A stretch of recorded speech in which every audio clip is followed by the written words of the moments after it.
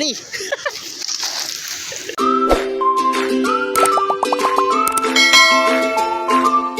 Magandang hapon, malapit na magabi. Ayan o! Malakas na yung alon. Kasi habagat na. Ayan! Habagat, Israel! Hindi mo na tayo papalawag ngayon. Pamor tayo ng labong sa bukid. Pabundok muna tayo. Kasi habagat. Wala yung mga bangka. Ayan o. Standby mga bangka. Wala talaga. So anyway, pag habagat naman maraming pakinabangan. Kaya ng mga plastic, kasi may mabinta din yan. Saka yung mga panggatong pwede din yun. Kaya yan, ayan. Yan, yung panggatong na yan. Kung may gumawa yan, pwede na yan panggatong. Yan, yun lang talaga yung ano natin sa habagat. Dito ako sa Dalampasigan. Maraming bato-bato. Yan, daming crabs, daming crabs. Magkita yung crabs. Hindi naman kalakihan yung alon. Anyway, kung ano lang talaga dito sa aming banda, yung sa parte namin sa may daungan, kung buhangin lang sana, pwede namang pumalaot, uwi lang pag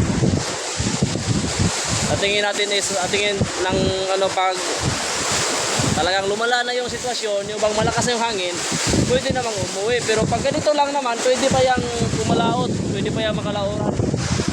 So kaya nga lang, ang problema is yung daungan namin. Tingnan yung mga bato yan. Pag tumama ka nyan, 100% yung ilisin mo sira, o di kaya yung bangka mo butas. Yun lang yung problema dito. Pero pag bandang doon naman, sa kabila is buhangin. So pag ganito lang, okay lang yan. Pero parang halos gabi-gabi lumalakas yung habagat, so delikado pa rin. Kaya wala, yung mga bangka standby. So talagang ganun talaga buhay probinsya. Yan. Sarap pa naman maligaw niyan. Ito, pagkatong, yan ito, yan, pwede yan kinabangan.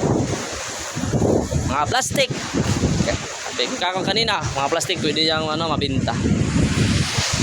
So yun lang mga kapalistik. Aray, ang ayo.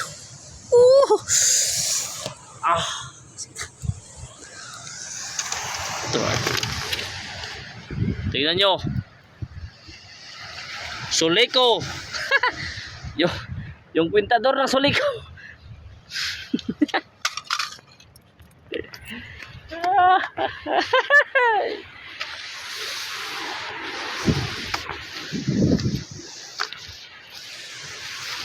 Ito talagang buhay habagat.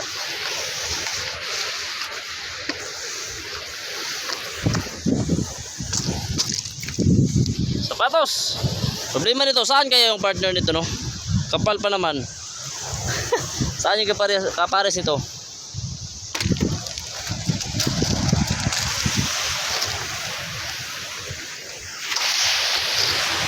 Uy!